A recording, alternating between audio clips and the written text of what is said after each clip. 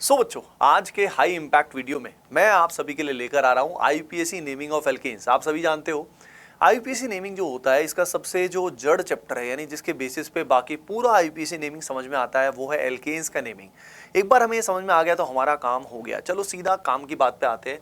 देखिए, सबसे पहले हमें किसी भी नाम का स्ट्रक्चर जानना है कि कोई भी आईपीएससी नेम का स्ट्रक्चर क्या होता है। लेकिन उससे पहले एक बात मैं बताना चाहता हूँ, जैसे कि ह्यूमंस के नाम होते हैं ना, जैसे कि किसी का नाम है मिस्टर रोहित शर्मा या मिस्टर विराट कोहली या जो भी नाम इस तरीके के हैं, तो नाम का स्ट्रक्चर है। ठीक है, मान लीजिए हम मिस्टर रोहित शर्मा की बजाय लिखते शर्मा मिस्टर रोहित, राइट, या लिखते कोहली मिस्टर विराट, तो ये ऑकवर्ड लगता है। तो एक स्ट्रक्चर बना हुआ है ह्यूमन बीइंग के नाम का। इसी तरीके से जो कंपाउंड है, उन कंपाउंड्स के नाम लिखने का भी एक तरीका होता है, just in a very similar way. तो उस पर्टिकुलर स्ट्रक्चर में 3 पार्ट होते हैं। जैसे कि हमारे नाम में जैसे मिस्टर रोहित शर्मा है, तो इसमें जो मिस्टर है वो है प्रीफिक्स, शर्मा जो है वो सफिक्स, और जो रोहित है वो है वर्ड रूट, राइट। तो रोहित से भी काम चल जाएगा, लेकिन सिर्फ मिस्टर से काम नहीं चलेगा, मिस्टर से हमें पता नहीं लगेगा। यानी वर्ड रूट सबसे इंपॉर्टेंट है। वर्ड रूट का मतलब है वर्ड की जड़, सबसे इंपॉर्टेंट पार्ट। तो मिस्टर रोहित शर्मा में सबसे इंपॉर्टेंट क्या है? रोहित। लेकिन शर्मा और मिस्टर अगर लग जाए तो पूरा कंप्लीट हो जाता है। तो इसीलिए किसी भी आईपीसी नेम में भी इस तरह के 3 पार्ट होते हैं। पहला पार्ट होता है प्रीफिक्स, जो नाम से पहले लगता है। बीच में जो सबसे मेजर पार्ट है वो है वर्ड रूट, और तीसरा होता है सफिक्स। अब प्रीफिक्स क्या है, सफिक्स क्या है, क्या क्या होता है, अगर अभी समझोगे तो टाइम वेस्ट होगा। तो सीधा हमारा काम क्या है, हम सीधा एग्जाम्पल्स, क्योंकि आप जानते हो हाई इंपैक्ट वीडियोस में हमारा पर्पस होता है कि थ्योरी कम से कम हम यूज करें, हम मेनली एप्लीकेशन पे फोकस करें, ताकि सीधा सवाल करने की एबिलिटी आप में बिल्ड हो जाए, है ना। तो सीधा क्वेश्चंस की हेल्प से हम बीच में थ्योरी को भी थोड़ा रेफर कर लेंगे, लेकिन सीधा क्वेश्चंस करेंगे तो अपने को ज़्यादा मज़ा आएगा। जैसे कि सबसे पहले ये जो पर्टिकुलर आपको दिया हुआ है, हमें इसका नाम लिखना है। ठीक है, इसका नाम लिखना है तो हम क्या करेंगे, सबसे पहला पार्ट होता है, सबसे पहला स्टेप होता है पेरेंट चेन का सिलेक्शन।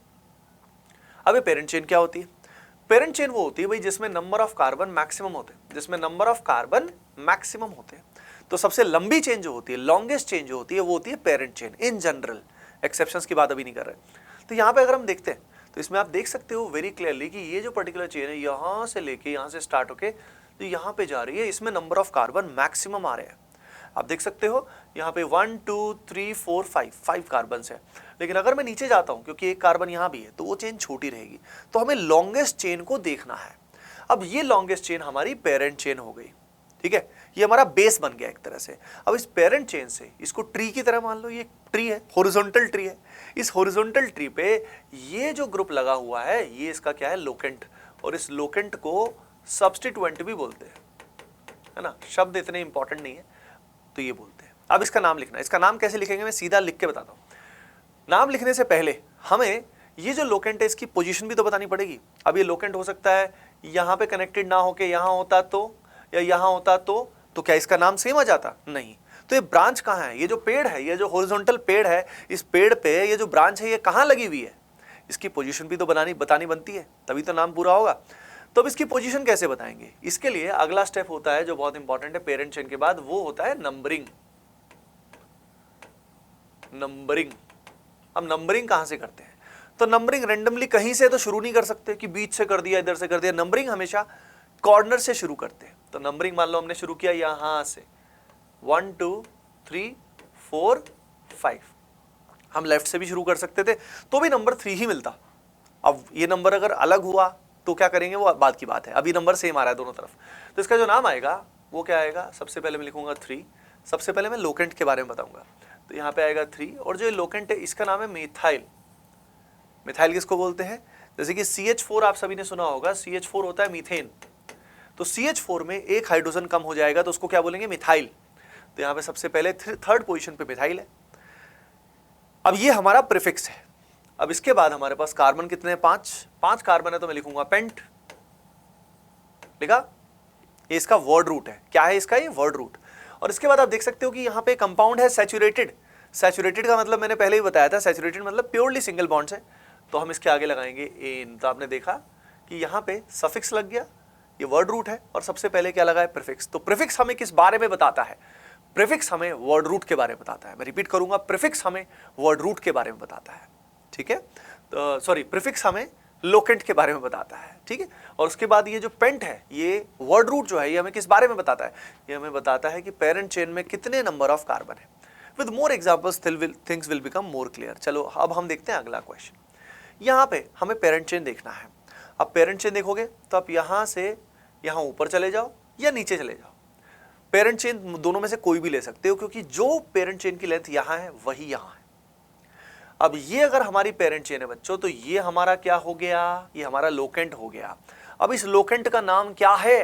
तो आप देख सकते हो यहाँ पे 2 कार्बन है। अगर इसके 2 कार्बन है तो इसको क्या बोलेंगे? इथेन नहीं बोलेंगे, इसको बोलेंगे इथाइल, क्योंकि ये लोकेंट है, ठीक है। अब इसकी पोजीशन बताने के लिए हमें नंबरिंग करनी पड़ेगी। नंबरिंग करेंगे तो हम कॉर्नर से नंबर करेंगे, कॉर्नर से नंबर करेंगे तो हम लेफ्ट या राइट अभी कहीं से भी कर सकते हैं, क्योंकि नंबरिंग सेम आ रही है। ये अगर अलग आएगी तो क्या करेंगे, ये हम थोड़ी देर में देखने वाले हैं। तो इसका नाम जो आएगा वो आएगा बच्चों 3- इथाइल। थर्ड पोजीशन पे इथाइल है। फिर इसका वर्ड रूट आता है, क्या आता है? वर्ड रूट 5 कार्बन है। और फिर इसका सफिक्स आता है, फिर इसका सफिक्स आता है एन। अगर यहाँ डबल बॉन्ड होता तो ईन आ जाता, ट्रिपल बॉन्ड होता तो आइन आ जाता। बात समझ में आ रही है? तो स्ट्रक्चर कैसे बनता है? बहुत ही आसान है, बहुत ही सिंपल है। पेरेंट चेन को देखा, लोकेंट को आइडेंटिफाई किया, फिर लोकेंट की पोजीशन बताने के लिए हमने नंबरिंग किया। नंबर किए बिना हमें पता कैसे लगेगा कि कौन कहाँ कहाँ प्रेजेंट है? अब इसके बाद इस सवाल को आप सभी खुद भी ट्राई कर सकते हो, सभी खुद ट्राई करो इस सवाल को। यहाँ पे इस सवाल को ट्राई करते हो तो आपको दिखेगा कि ये हमारी पेरेंट चेन है और ये हमारा लोकेंट है ना। पेरेंट चेन आप ऊपर की तरफ भी ले सकते हो, जरूरी नहीं है पेरेंट चेन सीधी ही हो, पेरेंट चेन टेढ़ी मेढ़ी भी हो सकती है, लंबी होनी चाहिए। तो ये हमारा लोकेंट हो गया। लोकेंट का नाम लिख लो, लोकेंट का नाम दिमाग में रख लो, इथाइल, ठीक है। 2 कार्बन है तो इथेन से क्या बनेगा? इथाइल बनेगा। अब यहाँ पे नंबरिंग करना है। नंबरिंग में यहाँ पे इधर से करूंगा, लेफ्ट साइड से मैंने नंबरिंग क्यों किया? लेफ्ट साइड से इसलिए किया ताकि इस पर्टिकुलर लोकेंट को नंबर छोटा मिले। लोकेंट को कौन सा नंबर पसंद है? छोटा नंबर। याद रखिए वीआईपीज को इन जनरल कौन से नंबर पसंद होते हैं? छोटे नंबर पसंद होते हैं। गाड़ी पे नंबर नहीं लिखा होता 1 2 3, इस तरह से छोटे छोटे नंबर लिखे होते हैं। इन जनरल छोटे नंबर पसंद होते हैं। सिमिलरली लोकेंट को भी छोटा नंबर पसंद है, तो हम नंबरिंग उस तरफ से करेंगे जहां से उसको स्मॉलर नंबर मिले, ठीक है। अब इसका नाम जो आएगा, सीधा नाम पे आते हैं, 3 इथाइल। 3 इथाइल के बाद यहाँ पे टोटल वर्ड रूट इसका आएगा हेक्स। हेक्स क्यों आया? क्योंकि यहाँ पे 6 कार्बन है। हेक्स के बाद लास्ट में क्या लिखेंगे हम? एन। तो फंडा समझ में आया क्या? बेसिक समझ में आया क्या? सीक्वेंस बहुत ही सिंपल रूल है भाई। पेरेंट चेन देखो, पेरेंट चेन के बाद साथ साथ लोकेंट को पहचान लो, फिर नंबरिंग कर लो। नंबरिंग में छोटा नंबर दो लोकेंट को, वीआईपी है हमारा वो, चेला है हमारा वो, और उसके बाद उसका नंबर एक सीक्वेंस में लिखो। पहले लोकेंट के बारे में बताओ, फिर नंबर ऑफ कार्बन्स के बारे में बताओ पेरेंट चेन में कितने हैं, और फिर इसके बाद हम बताएंगे कि सैचुरेशन है कि नहीं कंपाउंड में, सैचुरेटेड या अनसैचुरेटेड है। जैसे कि ये पर्टिकुलर कंपाउंड की बात करते हैं, ठीक है। अब यहाँ पे कई नाम होंगे जिनमें कुछ कुछ मिस्टेक्स भी यहाँ लिखी होगी, आपको उसको करेक्ट करना होगा, ठीक है। तो जरूरी नहीं कि यहाँ पे परफेक्टली सही हो, जान करके स्ट्रेटेजिकली उसको कुछ तो हमारे जो ऑपरेटर है उनकी क्रांतिकारी बात है, उनने कमाल किया, गलतियां करी है, लेकिन उसका हम यूज़ करें उस चीज़ का, ठीक है, पॉजिटिवली जो उनने गलतियां करी है। तो इसका नाम लिखना है। अब देखिए सबसे पहला काम, पेरेंट चेन कौन सी है भैया? पेरेंट चेन ये है हमारी पेरेंट चेन। देखो ना इसमें कार्बन सबसे अधिक है, तो ये जो दोनों हुए हमारे, ये हमारे क्या हुए? लोकेंट। 2 लोकेंट है यहाँ पे, और दोनों लोकेंट्स का नाम क्या है? इथाइल।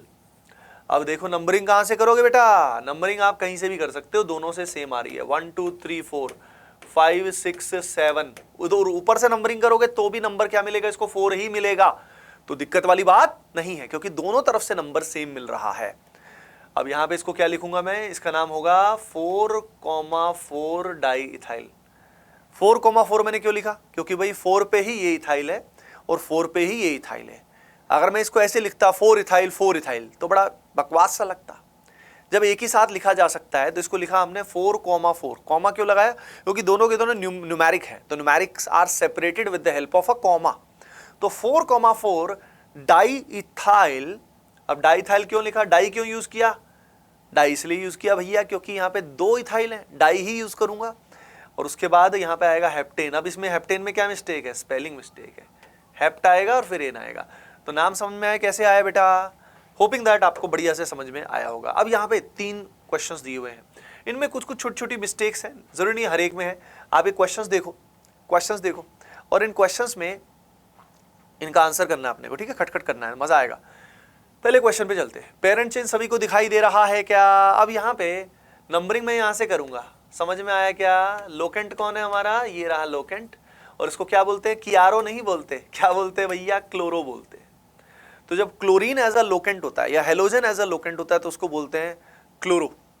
ब्रोमीन आएगा तो ब्रोमो, आयोडीन आएगा तो आयोडो, फ्लोरीन आएगा तो फ्लोरो।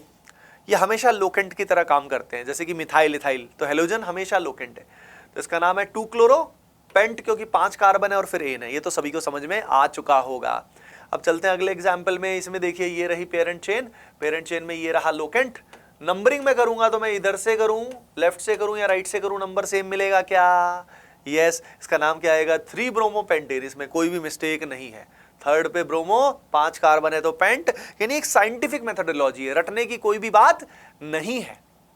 अब इसके बाद अगला सवाल, अगले सवाल में आप देख सकते हो ये रही पेरेंट चेन। अच्छा, किसी बच्चे को थोड़ा धीरे धीरे प्रैक्टिस करनी है तो वीडियो को पॉज करके वो प्रैक्टिस कर सकता है। अब यहाँ पे हमारे पास लोकेंट 2 हैं, एक तो ये है कि ये 2 लोकेंट्स हैं। अब यहाँ नंबरिंग में इधर से करूंगा, इधर से नंबरिंग क्यों कर रहा हूं मैं, समझ रहे हो क्या? क्योंकि यहाँ पे नंबर जो लोकेंट्स को मिला वो देखो बेटा क्या क्या मिला, 2 और 4 मिला। और अगर मैं लेफ्ट से नंबरिंग करता हूं तो नंबर मिलेगा 4 और 6। तो छोटा नंबर कौन सा है? 2 और 4, 4 और 6 क्रॉस, ये काम का नहीं है, तो छोटा नंबर मिलना चाहिए। अब 2 लोकेंट्स हैं तो इनको मैं किस सीक्वेंस में लिखूं? पहले मैं ब्रोमो को लिखूं या पहले मैं क्लोरो को लिखूं? लॉजिकल सी बात है।